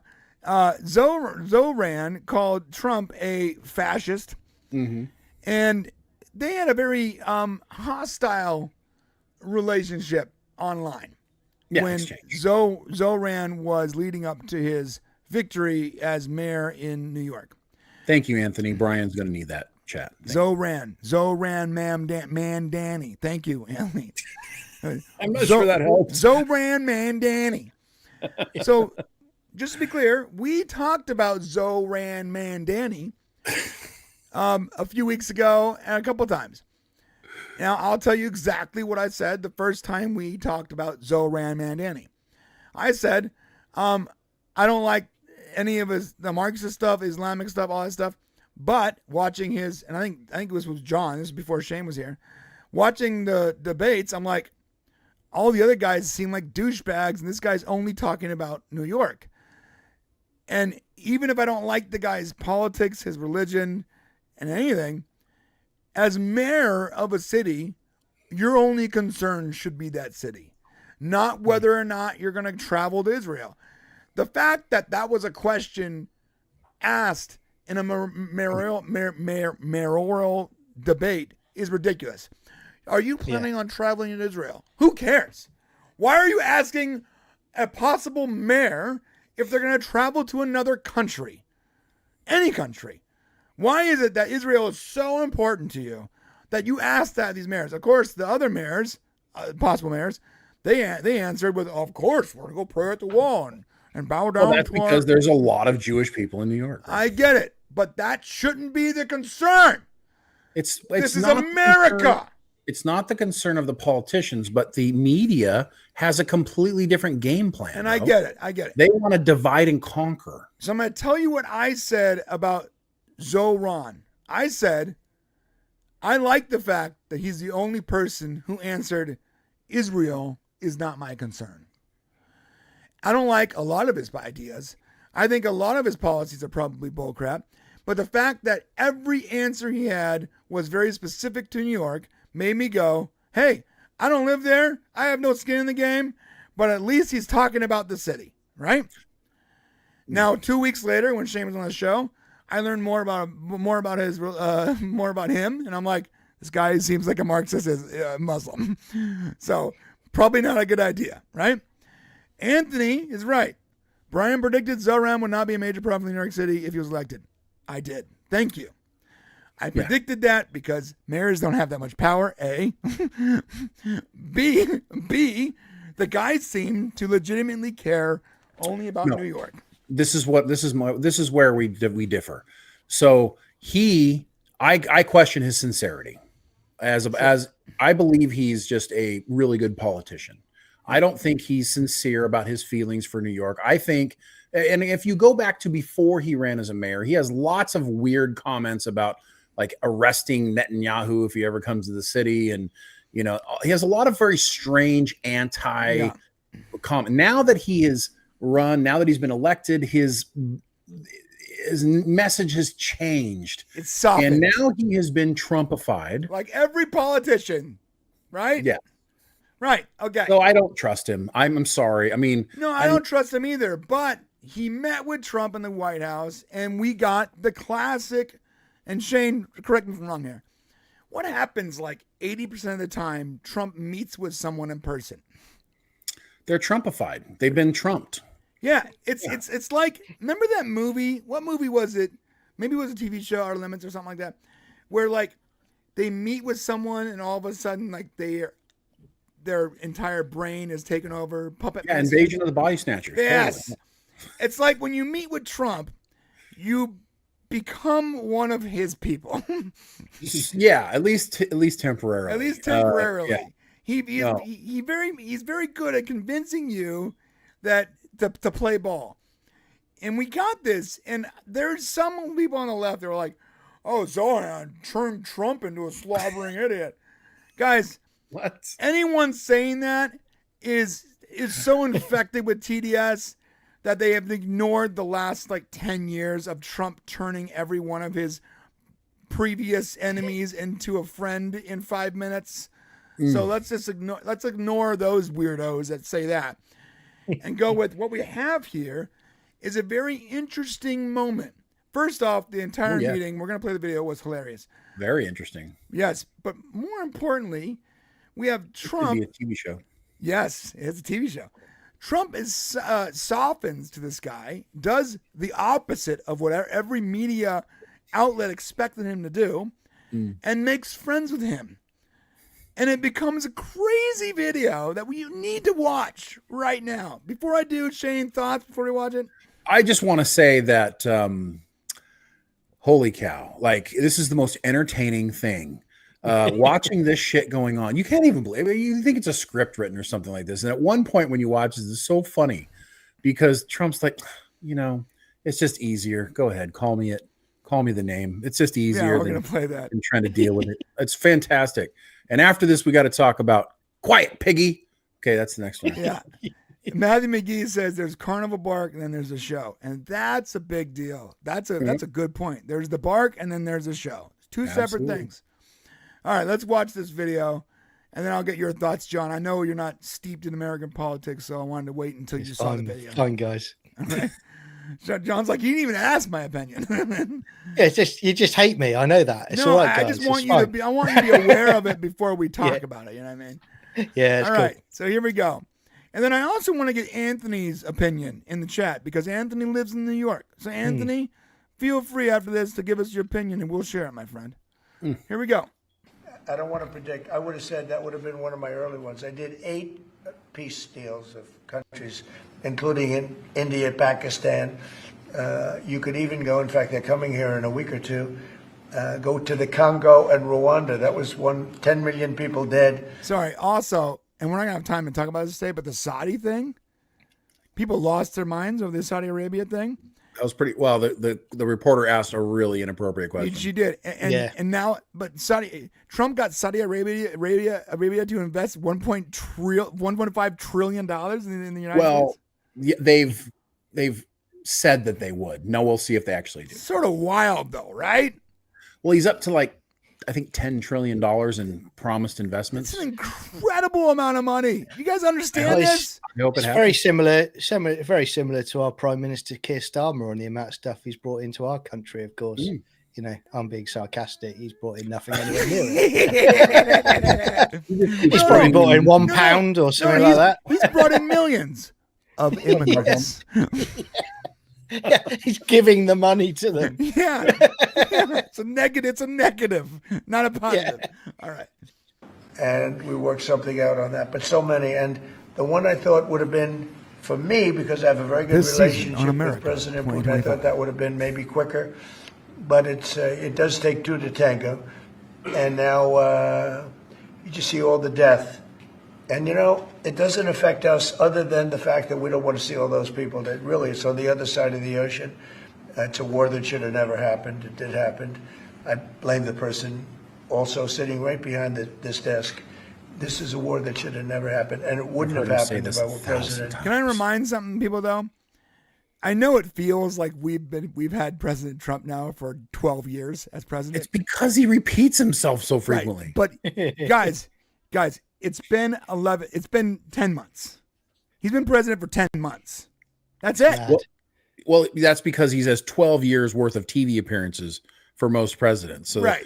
Just listen, I'd rather have this than the alternative. Trust me. Yeah, that's for sure. Yeah. Than the auto pen, for sure. Yeah. But we're trying to save a lot of lives. They're losing 25,000 lives over the last short period of time. That's Ukrainian and Russian. And it's a shame. What happens I want to ask the mayor-elect about a House resolution just passed overwhelmingly to condemn socialism, including Zoran just standing there. I love how the camera pans out to reveal. Yeah. Zoran standing next to the resolution. Can I just say, I have to be honest with you, I focused very little on... You know why Mandani is holding his hands at the groin area? That's because Trump did what happened to Daniel Craig in Casino Royale. He was taken to a chair and a rope was hitting his balls by Trump until he played resolutions. Frankly, I've been... House Dem to condemn socialism, including with 86 Democrats, all of House Dem leadership, and the minority leader, Hakeem Jeffries, despite his endorsement of you. What's your reaction to that? I have to be honest with you, I focused very little on resolutions. Frankly, I've been focusing... Condemn socialism. I understand. I think the focus is on the work at hand. I can tell you I am someone who is... So you guys probably can hear it. She's trying to get him to condemn socialism. Weird thing. Yeah, of course. It's weird to ask a socialist to condemn socialism. I'm just saying. Well, he's standing with Trump. Of course they want to. Right. Watch Trump's face, by the way. As a democratic socialist, I've been very open about that. And I know there might be differences about ideology, but the place of agreement is the work that needs to be done to make New York City affordable. That's what I look forward to. And I want to clarify your answer to Stephen Nelson. He asked about your comment calling the president a fascist. And your answer was, both President Trump and I have been clear about our positions and our views. Are you affirming that you think President Trump is a fascist? I've spoken about... That's okay. You can just say yes. Okay. Okay. It's easier. It's easier than explaining it. Okay. Tell him I'm a fascist. It's fine. That's really funny. I mean, well, if there's one thing about Trump, and if you have TDS, it's impossible for you to feel this way. But you're getting the real dude. Like that is he's not, this isn't politician Trump. This is old guy fucking Trump. Old boomer Trump. This is who I am. Right. And I would much rather have somebody that I can see right through than somebody who has a barrier up that I'm not sure who you are. That's the way. And a guy who obviously loves the city he was born in, who wants good things for it and is willing to make compromises in order to make sure that things are good for people. So I'm sorry. I just don't see how you can see a bad way. Yeah. You talk about reaching over the aisle to work with people. And then you see Trump do it over and over and over again, but people still somehow try to paint this the wrong way. Like, it's because the things he says are so harsh. Right. It's such a weird, I mean, imagine if Trump just didn't say mean things.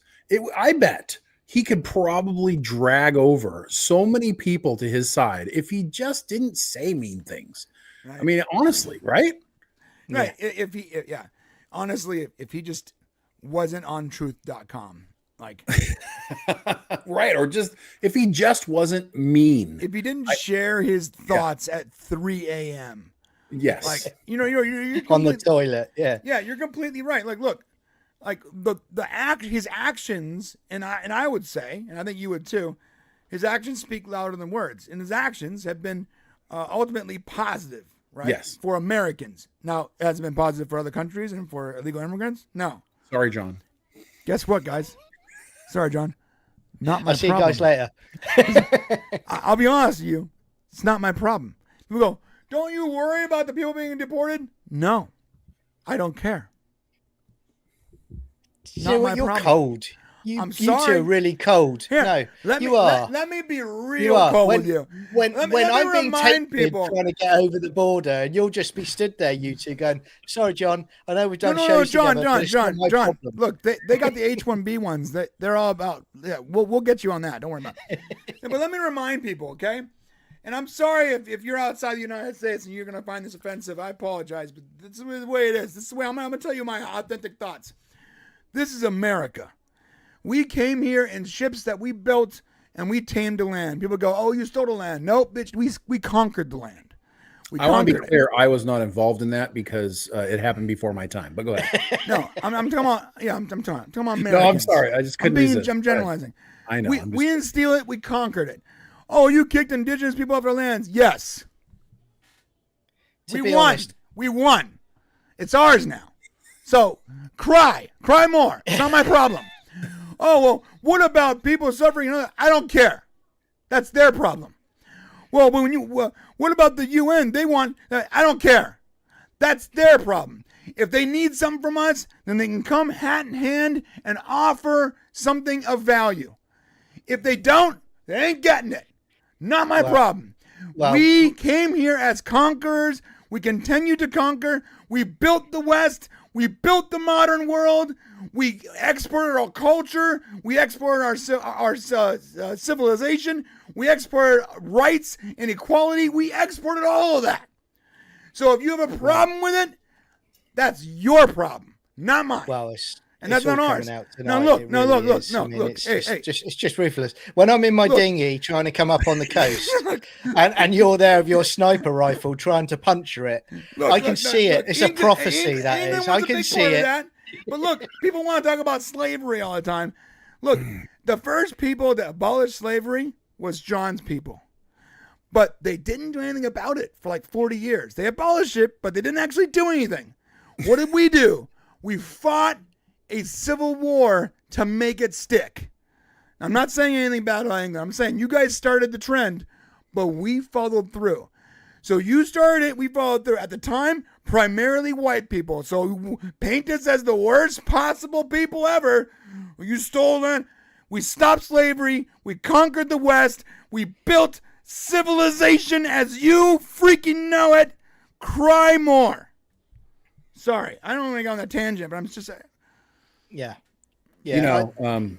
Listen, points for honesty, and I guess, look, guys, this is Brian. You can see right through him, just like Trump, and you don't know exactly who he is. You don't have to question it. It's good. No. Yeah, it just. I love all people, but every time I hear this nonsense, what about the poor deported people that have been here for 25 years? They had 25 years to get a citizenship. Well, what do you want from me? Dude, I got 6 months to pay my registration before it's too expensive to drive. You had 25 years to figure it out, and now you're crying about it? What are you doing? I'm sorry. Your situation sucks, bro. But it's, once again, it's not my problem. Well, it is your problem. You're paying for it, if you want to be honest about it. So here's the thing. Yeah. Here's the thing. I get what you're saying. And listen, the argument is very basic and ideal. When you look back and you go back 30 years and you look at, and we're talking really about illegal immigration. That's what we're talking about here. There was a flow of illegal immigration, but it wasn't really a problem. We kind of adjusted. The country bent a little bit. Jobs got done that, the other people didn't want to do. We made it work. It was a symbiotic relationship. The rubber meets the road in 2020 when the fucking floodgates get opened. For real. and the boat is now flooding. It's sinking. Yeah, because we let too many people in. And so Brian's reaction is as a result of, especially in Southern California, everything is becoming difficult to survive, even for us bottom feeders here, because of illegal immigration and how difficult it's become. It's crazy. So I get where you're coming from, and it makes sense. How nice would it be? And now, if you guys saw the thumbnail from the show today, this is a good place to bring this in here. It said annihilation, domination. Was that the words? No. It was annihilation. Assimilation, annihilation. When people used to come to this country, they assimilated into our country. They would come here, they would assimilate, and then they'd be like, look, I'm going to America because I want freedom, and I want freedom of speech, and I want to have the ability to make something with my life, and I'm willing to adopt the United States principles, America's principles, so that I can make my life go forward. Well, when we started allowing a lot of people to come over here all at once, the assimilation wasn't necessary, because now they could just, I called it domination, because annihilation means destroying things, but I'm going to say domination. Well, annihilation of Western culture. Instead of assimilating with the values of the West of America, now they just brought their values with them, and they're in such large numbers that they didn't feel like they needed to assimilate into our country. And now we end up with this battle going on, and the fight to deport people. And you can see they're fighting tooth and nail, right? It's a difficult thing to happen. But if it doesn't occur, we aren't going to be able to stabilize everybody else who are already here. So from Brian's argument, it makes a lot of sense. And I understand your frustration. It's frustration of a lot of ours, frustration of John's in his country. And it doesn't make a lot of sense. So, assimilate if you're going to come to our country. Otherwise, don't come here. Yeah, so here's and what Shane's saying is correct. Here's the deal. You come from a crap place with crap ideas and crap technology and crap equality and no rights and dirt floors and mud huts, etc., etc., etc.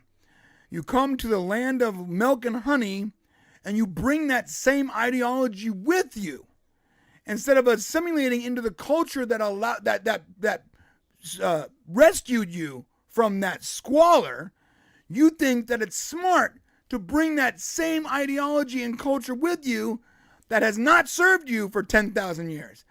I would add. And then you get other people, other dumb liberals, who their brains are just rotted out from years of listening to feminist third wave professors at some university somewhere with no real job.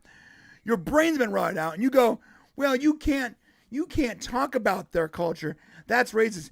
You can't condemn their ideology. That's racist. No, I can. I can definitely 100% say they've been living in mud huts for 10,000 years, and in 300 years, we built the West. Suck it. Yeah. Yeah. Ease off on mud huts, guys. That's my dream. My bad. I forgot John lives in a ditch. No, but how's it going for you, John? How's the culture going for you? Like, you're getting immigrated on. Like, do you feel safe?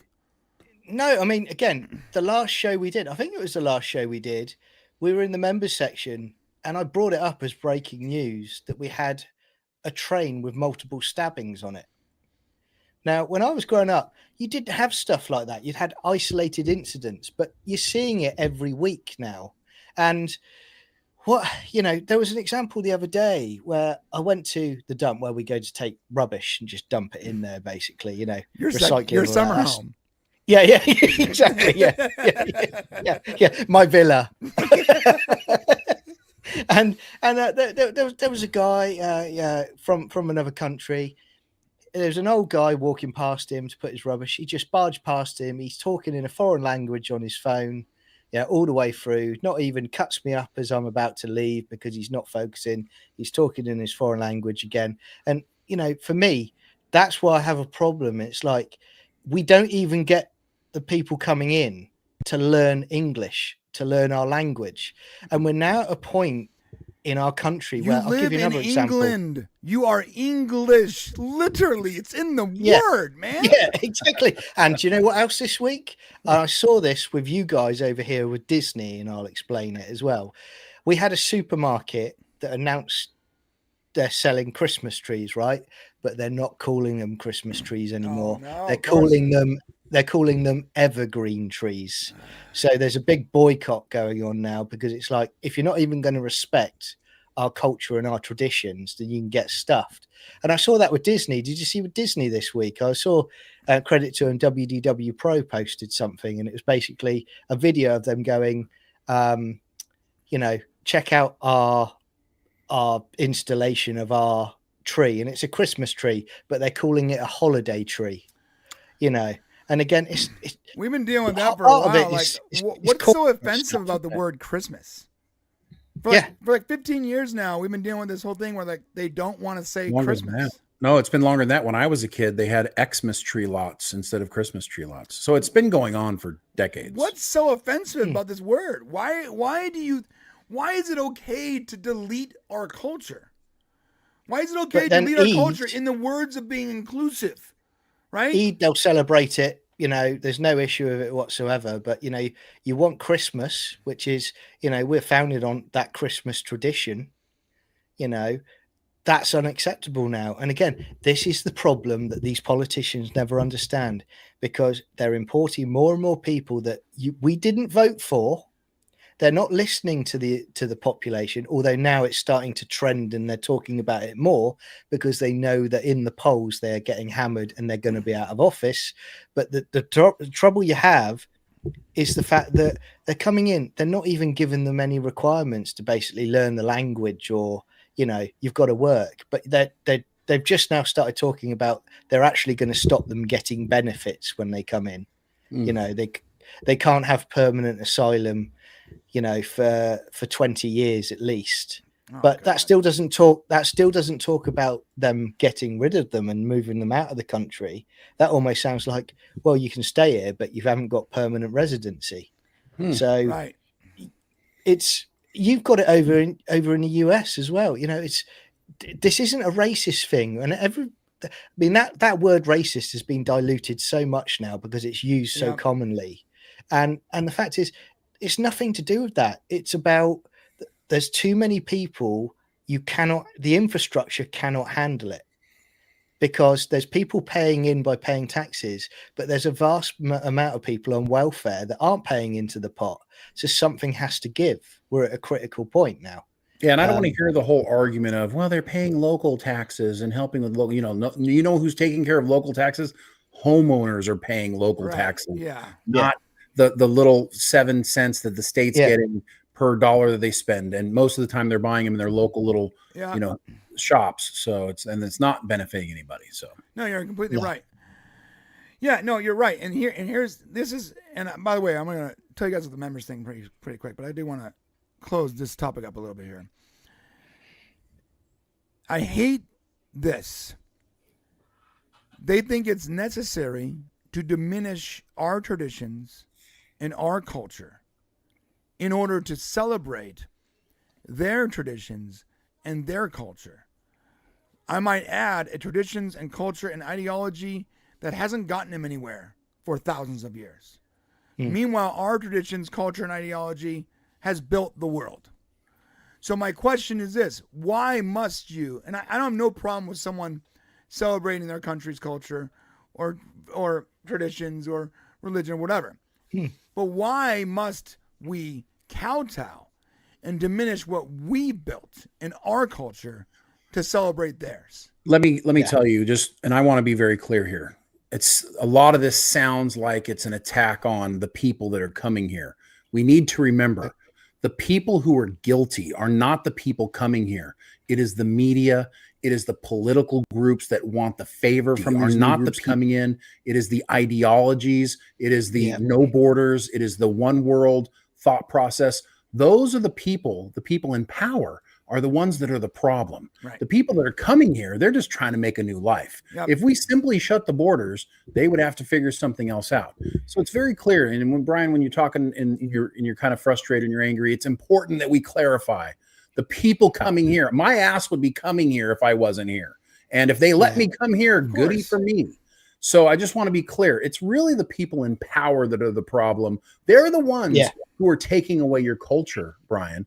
The people in power now are the ones, muddying the water. 100% correct, right? But the people in power need to make it clear, if you're going to come here, you're not bringing the same bad ideas that drove you here. If you're going to come here, you know what? People going, why is it that truckers have to learn English all of a sudden? Why is it that they didn't know English in the first place? Are you kidding me? Are you kidding? You should know English to live in this country. There are illegal immigrants that can't speak English that are driving on American roads in trucks big enough to kill families.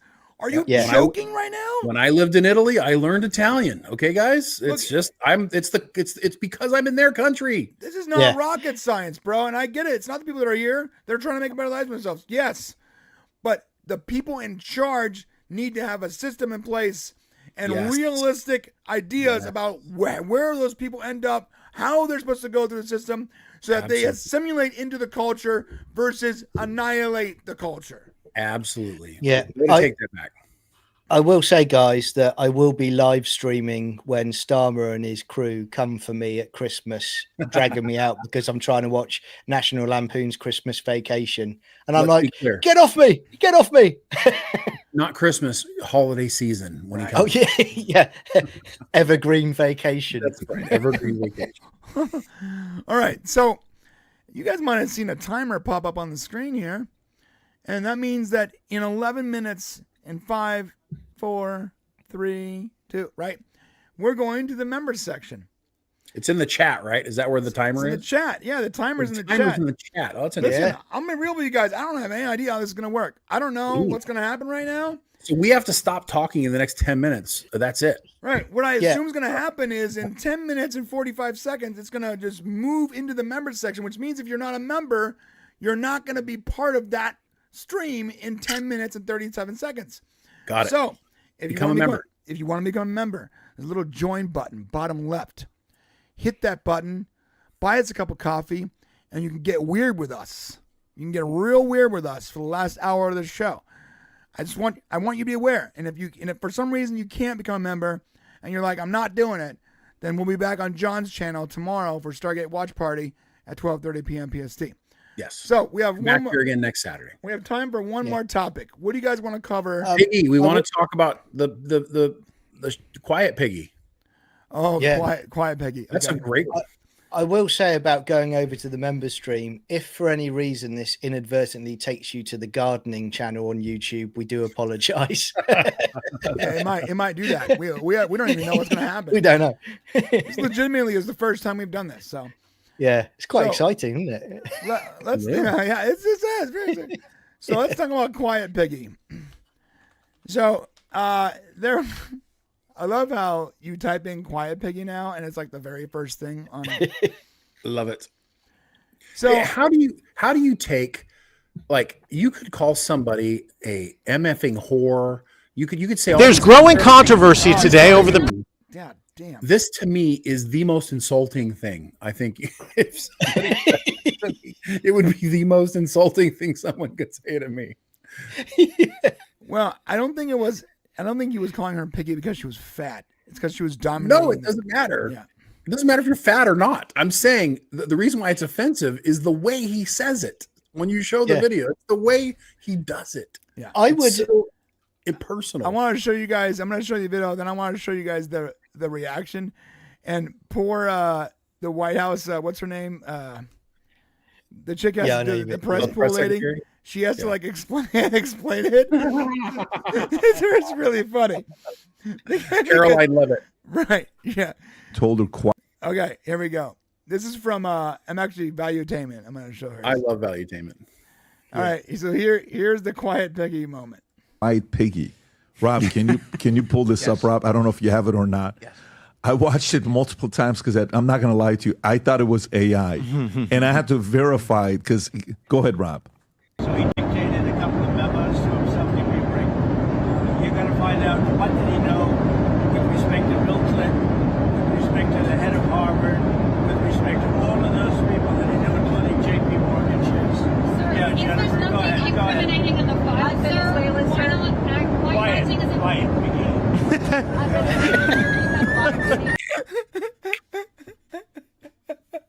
Oh, the look on his face when he says it. Quiet, Piggy.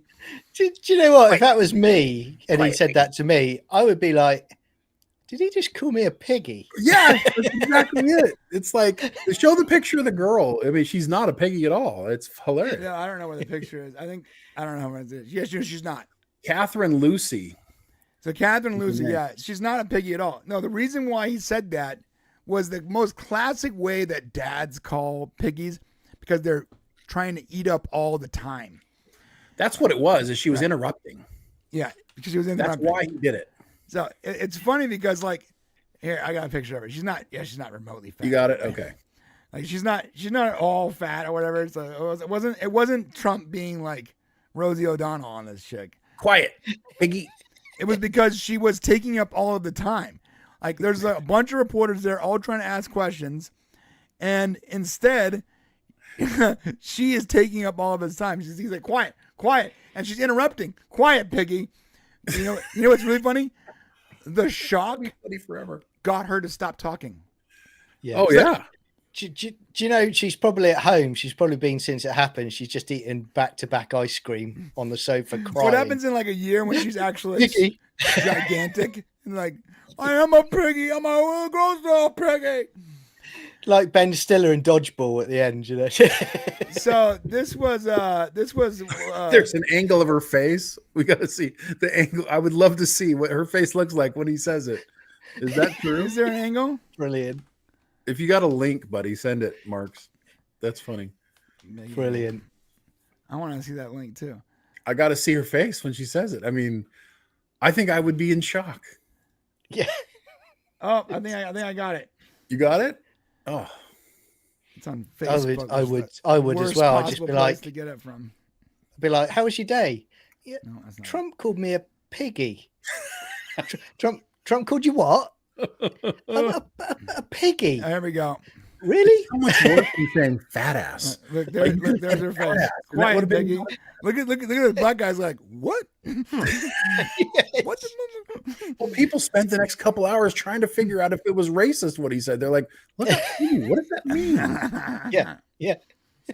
So here's the reaction from press secretary, which I found. Oh, damn it! I just freaking closed the stupid window because I was. Well, while you're looking for it, I mean, I want to hear her explanation, but it can't be worse than the explanation that they had on in Congress when that I can't remember her name off the top of my head, but Jasmine Crockett, I think is her name. She's like saying all these donors who accepted Epstein donations for political donations. Oh, and she's yeah. like listing their names.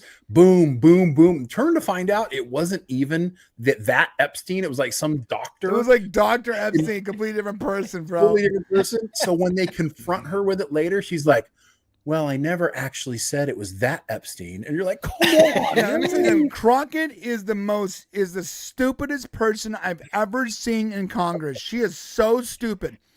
Look, I've only been alive for like 45 years, and about 30 of those years I've actually paid attention to politics. And let me tell you something. The stupidest politician that I've ever witnessed speak in any official capacity ever has been Crockett.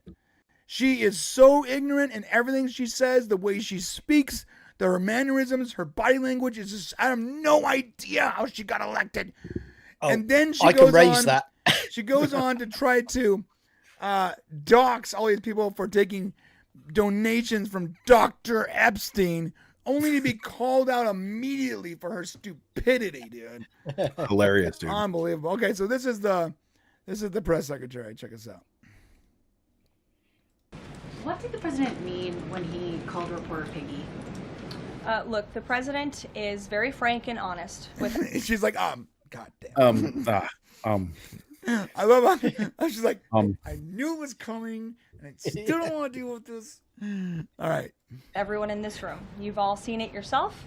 You've all experienced it yourselves, and I think it's one of the many reasons that the American people reelected this president. Translation. You guys know how he's like. Why are you asking me? You know what he's like. You all witnessed this in real time. Why are you asking me this question? It's rude. Because of his frankness, and he calls out fake news when he sees it, He gets frustrated with reporters when you lie about him, when you spread fake news about him and his administration. But he also is the most transparent president in history, and he gives all of you in this room, as you all know, unprecedented access. You are in the Oval Office almost every day asking the president questions. And so I think the president being frank and open and honest to your faces rather than hiding behind your backs is frankly a lot more respectful than what you saw in the last administration. Translation. Hey, you want to talk to the president still? Huh? You still want to come in here and do your damn jobs? Yeah, you piggies. You piggies? You get what you get and you don't throw a fit, piggy. That's pretty much what you're saying. Look, you guys want to keep coming here and keep getting your sound bites for your stupid little news organizations? Then it's when he shut follows up it up with your stupid pearl clutching nonsense. I'm tired of it. And if you want to keep coming in here, then you will shut your mouth, you piggies. He's going to follow it up next week, though, isn't he? In the Oval Office, he's going to have like a pig pen. Oh, he's just something going to film all the journalists eating in there. Look at all the little piggies in there. Look at them all. Do you want some more apples? Sucking up like little piggies. Yeah, so this is why you come here, guys. You come here for the weird things that happen all week. And so as we count down, we have no idea what's going to happen in a minute and 15 seconds. But just if this works out and we end up in the member section, and some of you who are not members are not with us, don't join, let me just say to you right now, thank you so much for spending a couple hours with us, today, every Saturday. Please come back. Please tell a friend. If you like what we do here, share it with somebody. We'd love to grow this channel and be able to share and have these moments with more people. So thank you guys very much, and we'll see what happens. All right, John, you have 20 seconds. Go. Yeah, thanks everybody for joining us today. It's an absolute pleasure. If you're not coming to the members section, I hope you are, then join us tomorrow on Sci-Fi Chronicles, where we're doing a Stargate SG-1 live watch along, and we'll see you then. But thanks for joining us. Time's up. Links in the description. Go check out his channel. Listen, I don't know what's going to happen in 25 seconds, but I want to tell you this. Poor John. Just like John, just like Shane, thank you for coming. Thank you for hanging out with us every week. We'll be here next Saturday. If you're not joining the member section, we'll be here next Saturday. Same bat time, same bat channel. And I want to say thank you, John, for coming on both Salty Nerd and Brain Show at the same time. You are an absolute legend, sir. And Shane, I love you, bro. You are not only my real brother, but my soul brother. And that's it.